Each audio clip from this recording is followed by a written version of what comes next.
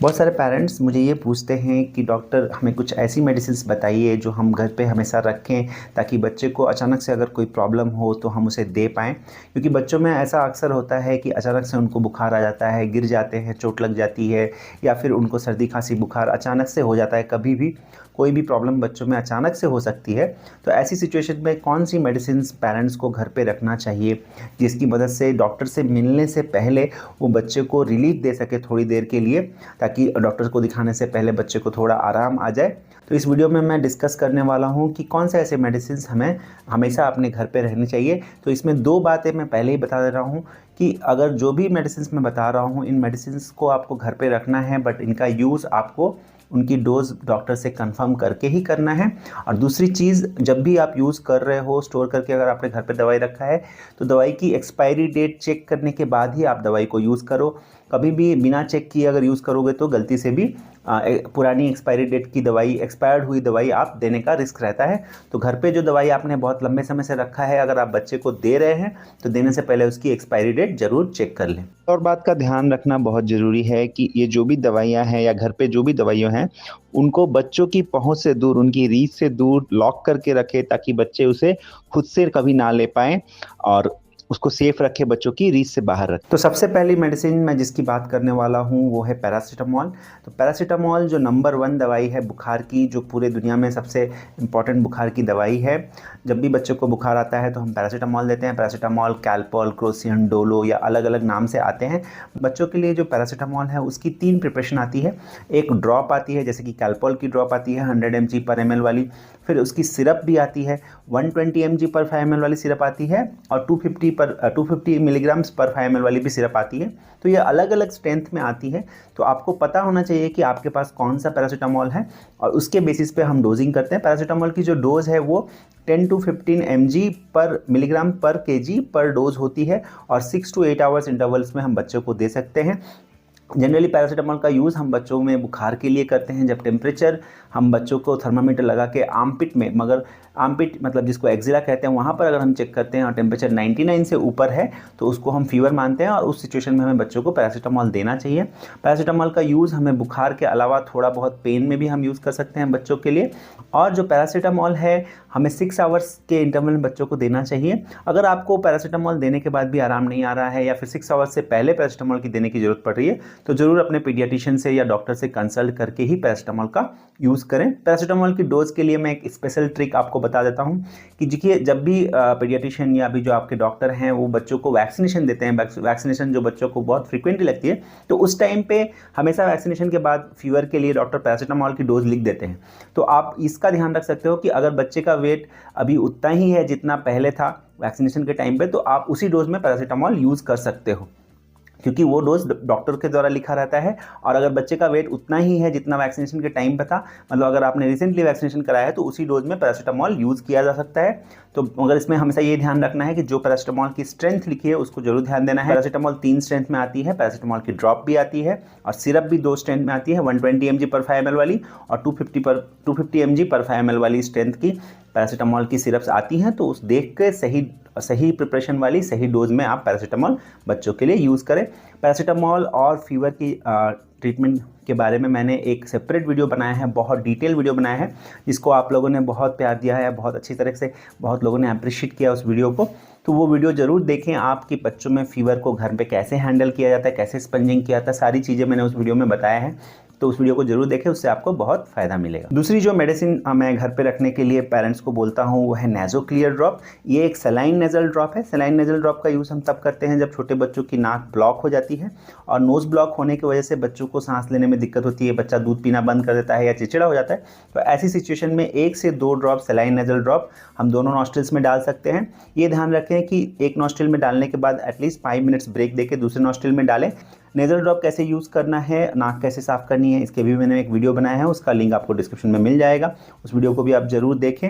Third जो medicine मैं जो हमेशा घर पे रखने के लिए पेरेंट्स को रिकमेंड करता हूँ वो है ORS का पाउडर।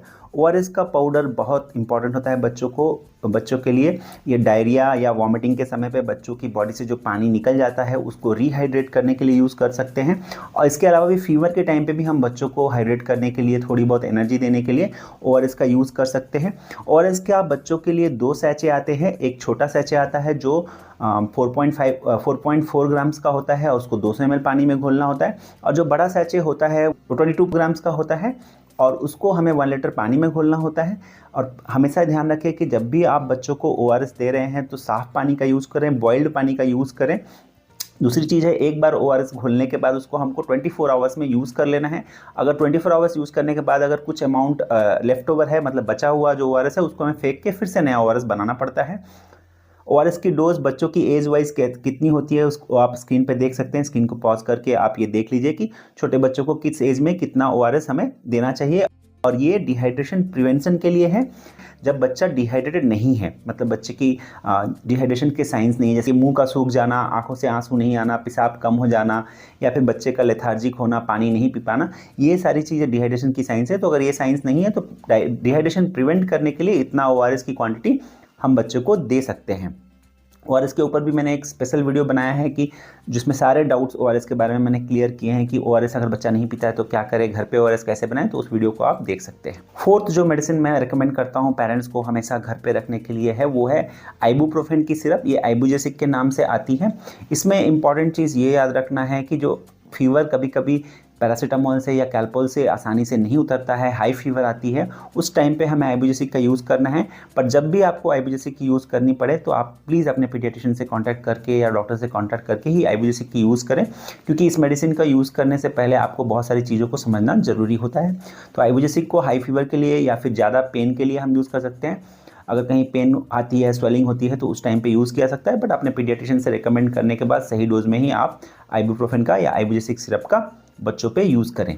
फिफ्थ जो मेडिसिन है वो बच्चों में जो स्पेशली 1 साल से कम है, छोटे बच्चों में, उनमें बहुत इंपॉर्टेंट है और इसको हम कोलिकेड या फिर गैस्टिका नाम से ये ड्रॉप आती है। इसमें बेसिकली सिमेथिकॉन और फेनेंसिड ऑयल होता है और ये जो ड्रॉप है ये बच्चों में जो मरोड़ की वजह से या फिर पेट में गैस बनने की वजह से छोटे बच्चों में जो पेन होता है, जिसको हम बेबी कोलिक बोलते हैं, तो वो बेबी कोलिक के टाइम पे ये जो कोलिकेड ड्रॉप है या फिर गैस्ट्रिका ड्रॉप है बहुत मदद करती है। इसकी जो डोजिंग होती है वो आप अपने पीडियाट्रिशियन से पूछ सकते हैं, बट जो जनरल डोजिंग ये है कि 6 महीने से कम उम्र के बच्चों को 5 to 10 ड्रॉप्स हम दिन में 3 से 4 बार दे सकते हैं।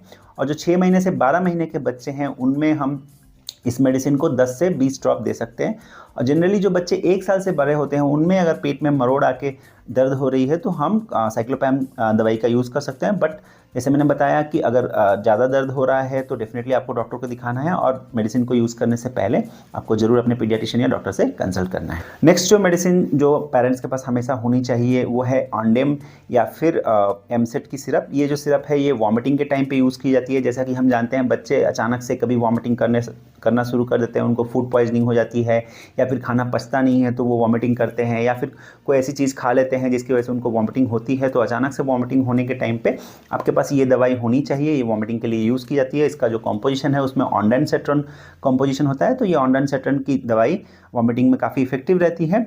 तो इसका आप यूज़ अपने पीडियाट्रिशियन के रिकमेंडेशन पे कर सकते हैं। और इसकी एक माउथ डिजॉल्विंग टैबलेट और स्ट्रिप भी आती है जिसको भी आप यूज़ कर सकते हैं। कई बार क्या होता है वॉमिटिंग की सिरप देने के वक्त बच्चा सिरप नहीं ले पाता है क्योंकि सिरप भी बच्चा वॉमिट कर देता है। उस टाइम पे आपको माउथ डिजॉल्विंग टैबलेट या स्ट्रिप से ज़्यादा मदद मिलती है क्योंकि वो मुंह में ही डिजॉल्व होकर वहीं से काम करना शुरू कर सकता है। अब बात करेंगे एक और इम्पॉर्टेंट मेडिसिन की जो है डायपर रैश क्रीम। तो हम जैसे जानते हैं कि बच्चों को अचानक से कभी भी डायपर रैश हो जाता है, बच्चों की बॉटम में रेड रैश उनकी जो पॉटी एरिया में हो जाती है, तो डायपर रैश क्रीम हमेशा रखना बहुत ज़रूरी है क्योंकि डायपर रैश में बच्चों को चिड़चिड़ापन होता है, बच्चे रोने लगते हैं क्योंकि उनको वहाँ जलन होती है। तो आप कोई भी एक अच्छी डायपर रैश क्रीम अपने पास रख सकते हैं क्योंकि बच्चों को अचानक से कभी रात में भी डायपर रैश हो जाता है तो वो रोने लगते हैं। तो डायपर रैश क्रीम कोई भी अच्छी जो आपके पीडियाट्रिशियन रिकमेंड करते हैं वो यूज़ कर सकते हैं। मेरे तरफ से मैंने 2 डायपर रैश क्रीम्स ज़्यादा यूज़ की हैं अपने पेशेंट्स में। एक तो बिफोर नैपी डायपर आइसक्रीम आता है और एक सेबामेड आइसक्रीम डायपर आइसक्रीम आती है। दोनों में से कोई भी आप यूज़ कर सकते हो।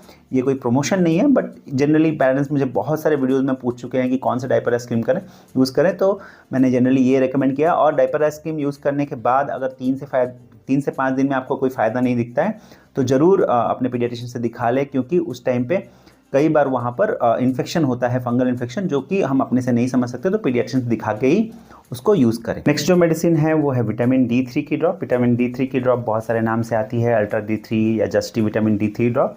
और जो विटामिन D3 ड्रॉप हम जनरली बच्चों को रेकमेंड करते हैं उसमें 400 इंटरनेशनल यूनिट 1 ml में होता है। और इससे विटामिन डी जो है बच्चों को बर्थ से लेके 1 साल तक डेली 1 ml देना होता है, क्योंकि इससे क्या होता है, इससे बच्चों की बोन डेवलपमेंट और ब्रेन डेवलपमेंट में काफ़ी मदद मिलती है। विटामिन D3 के बारे में भी मैंने एक सेपरेट वीडियो बनाया है जिसके बारे में आप डिटेल्स में समझ सकते हैं। तो बच्चों को 1 साल तक ये ड्रॉप देना बहुत ज़रूरी है। इससे उनकी बोन स्ट्रांग होती है और उनके डेवलपमेंट में भी बहुत मदद मिलती है। तो ज़रूर आप एक अच्छी विटामिन D3 की ड्रॉप अपने घर पर रखें और बच्चों को डेली 1 ml करके दें। फाइनली मैं आप सभी को एक और चीज़ रिकमेंड करना चाहता हूँ कि सभी लोग अपने घर में एक फर्स्ट एड बॉक्स रखें, जहाँ पे सारी ज़रूरी चीज़ें जो बच्चों की हेल्प के लिए चाहिए होती है वो वहाँ पर रख सकते हैं। उसमें इंपॉर्टेंट चीज़ सबसे जो होती है वो है थर्मोमीटर। आप हमेशा डिजिटल थर्मोमीटर का यूज़ करें। ये 200 से 300 रुपये में अच्छी कंपनी का डिजिटल थर्मोमीटर आ जाता है जिसमें 1 ईयर की वारंटी भी होती है। तो डिजिटल थर्मोमीटर का यूज़ करें बच्चों की टेम्परेचर लेने के लिए। और डिजिटल थर्मोमीटर को हम आर्मपिट में रख के टेम्परेचर चेक कर सकते हैं, और अगर आर्मपिट में टेम्परेचर 99 डिग्री फ़ारेनहाइट से ज़्यादा है तो उसको बुखार मानते हैं। और जो डिजिटल थर्मोमीटर से बच्चों की टेम्परेचर कैसे चेक करना है ये एक बार आप क्लिनिक में अपने पीडियाट्रिशियन से सीख सकते हैं अगर आपको नहीं आता है। दूसरी चीज़ है कि मर्क्यूरी थर्मामीटर का यूज़ ना करें तो बेहतर है। मर्क्यूरी थर्मामीटर क्योंकि ग्लास से बना होता है तो ग्लास की पार्टिकल अगर वो टूट जाता है तो ग्लास पार्टिकल से इंजरी होने की चांस रहता है। और दूसरी मर्क्यूरी के फ्यूम से भी बच्चों को नुकसान होने का रिस्क रहता है। तो मर्क्यूरी थर्मामीटर की यूज़ करने की कोई ज़रूरत नहीं है। आप अच्छा डिजिटल थर्मामीटर यूज़ कर सकते हैं। और एक चीज़ मैं बताना चाहता हूँ कि इंफ्रारेड थर्मामीटर जो आती है वो भी पर्सनल यूज़ में आप ना करें तो अच्छा है, क्योंकि वो भी उतनी अच्छी एक्यूरेट रीडिंग नहीं देता है।